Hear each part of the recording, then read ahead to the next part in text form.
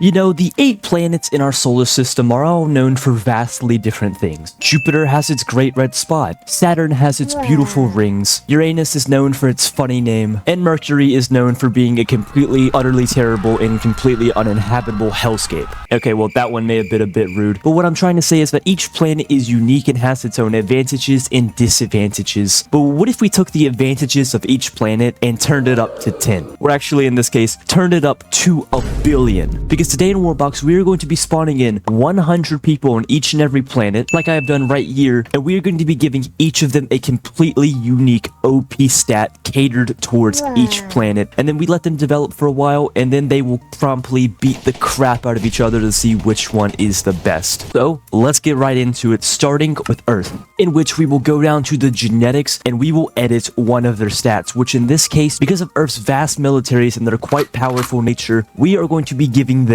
1 billion, yes, you see that right, 1 billion attack speed, meaning that they will quite literally be attacking other creatures at the speed of light, probably so fast that no one else will even be able to get hit in. And if you're wondering how I'm editing all these stats to, you know, be over 1 billion, because you can't usually do that in the normal game, it is through the sandbox mod, which I absolutely recommend you checking out if you're on PC. But with Earth set to go, we now move over to Mars, and due to them housing aliens and UFOs and such, we are going to be giving them 1 billion speed. I'm pretty sure that these guys are going to be so fast they will literally just teleport everywhere. Next up is the Jupiterians, which of course, because of their great size, it would be stupid to not give them 1 billion health. Next up is the Ringers on Saturn, who will be dealing 1 billion damage. Then next up we have Neptune's children, who are going to be gifted with a remarkable 1 billion armor, which may sound like one of the weaker stats here, but having 1 billion armor means they reflect 1 billion% of damage, essentially meaning that even though these guys only have 104 health officially, they can't take damage. These guys are super OP. And then coming up to the Anasuians, it's French. We're going to give them an interesting one with the ability to have 1 billion offspring with a birth rate of 1 billion and also 1 billion stamina too, because I mean when you're having that many kids, you're gonna need them. Next up are the Venusians on Venus, who are going to get an incredible 1 billion% critical damage chance. I'm not gonna lie, I don't even know what this means. I'm assuming it's just gonna stack each critical on top of each critical, so even though they only do 18 damage, it would be 18 plus thousands and thousands of critical hits on top of it. These guys are powerful. And lastly are the Mercurians, who have somehow been able to live on this hellish planet literally just, well, I guess in this case, about 20 feet from the sun. So even though that's not the place I would have lived, clearly they're doing something right. So we're going to give them 1 billion intelligence. And with that, everybody is set to go. We're going to click unpause and let these guys begin developing their kingdoms. You're going to notice at this current point of year 200, all of the pathways between every single planet have been blocked off, as these guys have not yet developed technology to kill one another yet. However, every planet does have access to their own moons, which they can colonize if they wish to do so. But with everyone's kingdoms made, I'm going to quickly rename them so they're easy to see, and I'll be right back.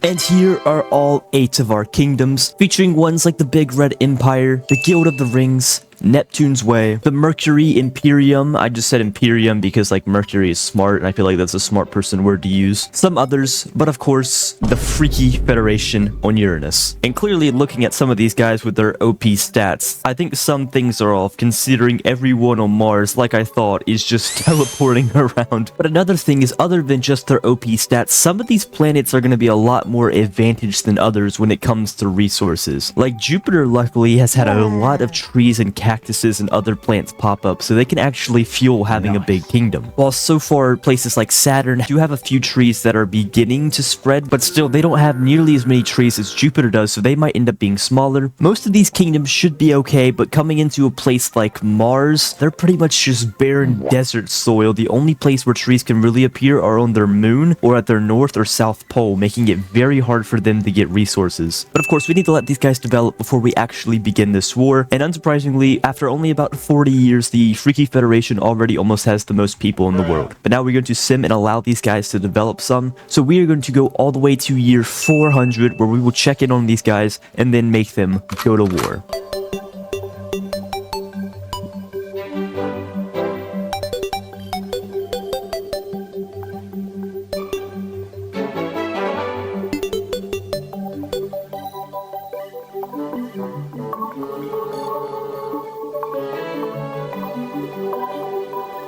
here we are at year 400. All of the kingdoms have had ample time to expand, almost 200 years. And looking at the kingdoms, it's clear that the Big Red Empire is in first by far. Remember, these planets are not equal by any means at all. And considering every just random citizen has about 1 billion health, it's gonna be hard to take these guys down. But after that, in terms of population, we have Saturn, Neptune, then Mars, then Venus, then the Freaky Federation, and then down at the bottom are Earth and Mercury, who, have they begun colonizing the sun? Oh, yeah, they have. They actually have houses on the sun over here. Man, imagine the property value of these houses right here. I feel like they would have to pay you to live in one of these. Like, let's see this guy right here. Kaba, do you live in one of these houses? Locate house. Yeah, he does. He lives right here in the center of the sun, man. I bet it gets real nice around the fall. After stuff like this, I can probably see why they're last. But Earth has also surprised me with how poor they've done too. But who knows, despite these different populations, because each planet has a different OP stat, literally anything could happen during this war. Like, even though everyone on Jupiter has 1 billion health, Saturn does 1 billion damage, meaning that they can actually easily take down Jupiter. So we're gonna have to see what happens. But now that we've reached year 400, these guys have developed space travel, so we can get rid of our super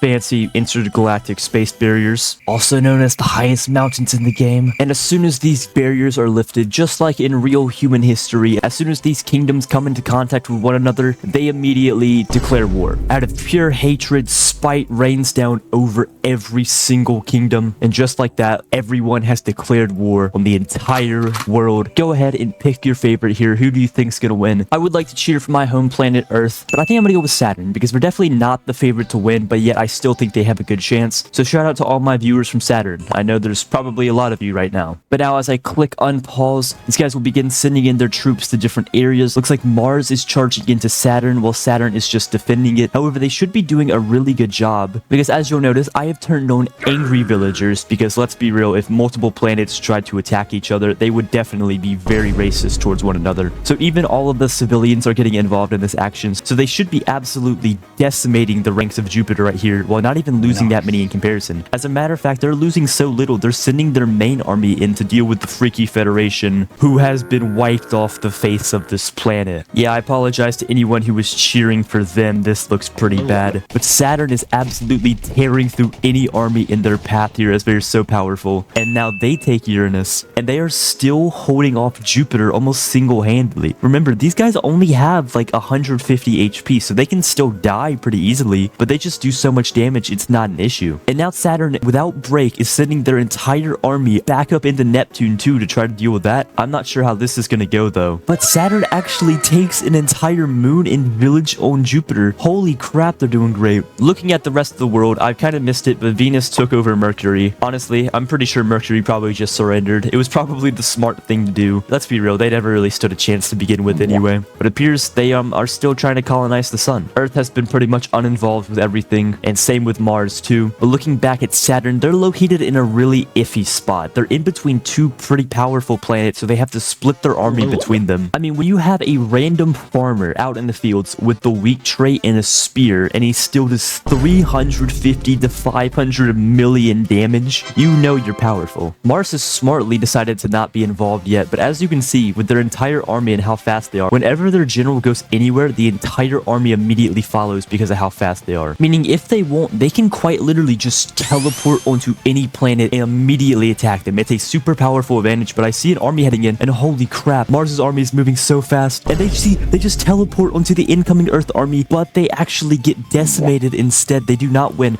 Oh no, it's because they teleported into Earth. This is the power of how much speed they have. With just their one army alone, they can single-handedly defend and attack at the same time. However, it appears that now that Venus, with their 1 billion% critical chance, is charging into Earth, and they are going to take it relatively easily. They are very powerful too. But now it says that they're on their way to Mars here. Let's see what Mars does to retaliate. But looking in at some more Saturn Saturn lore here, they have been able to take down Neptune, and their sights are definitely set now on the Big Red Empire. As a matter of fact, it's the only place they can go. If they actually want to access any of these other planets, they have to take care of Jupiter first. But it pretty much our B plot here, we're going to see what Mars does against Venus. Mars is just going to teleport straight onto the battle. I'm not quite sure how powerful they are, because remember, they only have the ability of speed, but it does seem like they win and defend their homeland, while Venus is building up another army and ready to send it down. Saturn's regaining their strength and sending their troops in to deal with Jupiter. They pretty much slice through anybody they come across, but on the other hand, it looks like Venus may finally be able to take out Mars as they're sending in every single person they have. And remember, I just want to make a quick note here. Even though Angry Villagers is on, when these guys take a new planet, they inhabit the citizens of that planet with their special abilities too. So places like Saturn don't just have their ability, but they also have Uranus's ability and Neptune's ability as well, making them even more powerful as they finally slide into Jupiter, take one of the biggest villages. This would be a massive upset. Their population's now in the 800s, and they continue fighting here very effectively. But I do want to mention once again, the only soldiers that are actually going to be effective against Jupiter are the Saturn ones. Like the guys from Neptune who do like 15 damage aren't going to do anything against the guys with a billion health. But still, even just having a bunch of soldiers in a certain country will actually contribute to like taking over that country. So even if they're not doing anything, they're still very effective. And just like that, they begin taking the main village of Jupiter. And now Jupiter's on the verge of collapse. Wow, oh, I missed it. But Venus takes care of Mars just like that. That was a good fight. But now I want to see what Venus does. Looks like they are gathering their troops. They have 300 of them, and they're going to send them straight into Jupiter while they're still fighting. I'm not sure how this is going to end up, because since they took over Jupiter, now these guys have like a billion health, and there are living trees.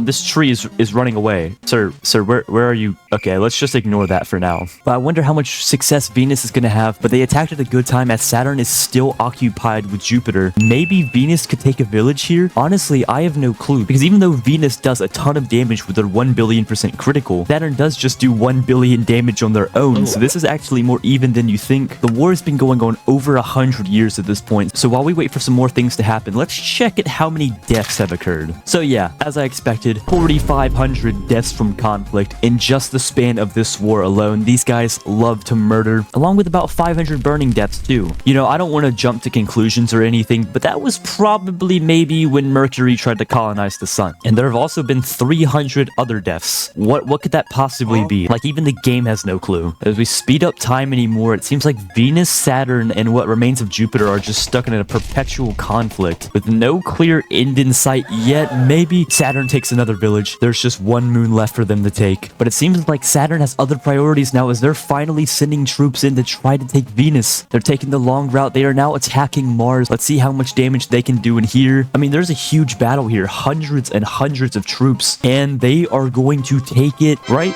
Yep, Saturn has taken another one, and they're already moving into Earth. They're about to take Earth just like that too. And they have seemed to just leave Jupiter alone for the most part, as they are sending their entire army in. Venus is down below 500 people. They are decimating these guys. Venus is on the run. This is the first time war has even come to their main kingdom. And as the Ringers enter it, they absolutely lay havoc in their way, killing hundreds. Look at the population fall. Buildings destroyed. And yeah, they're not long for this world. They better just surrender or else everyone is going to die. And just like that, actual Venus falls. But Venus does still exist with one Earth village, and I guess technically Mercury too. But once again, I don't think anybody's taking them seriously. And now Saturn is sending the rest of their resources to deal with the final remnant of Jupiter right here through the corrupt biome. And they are just gonna kill everyone who's left. They already took what's left of Mercury, and with hundreds of troops, just like that, the Big Red Empire is destroyed. Meaning your winner, with their OP stat of doing 1 billion damage, is the Guild of the Rings, Saturn.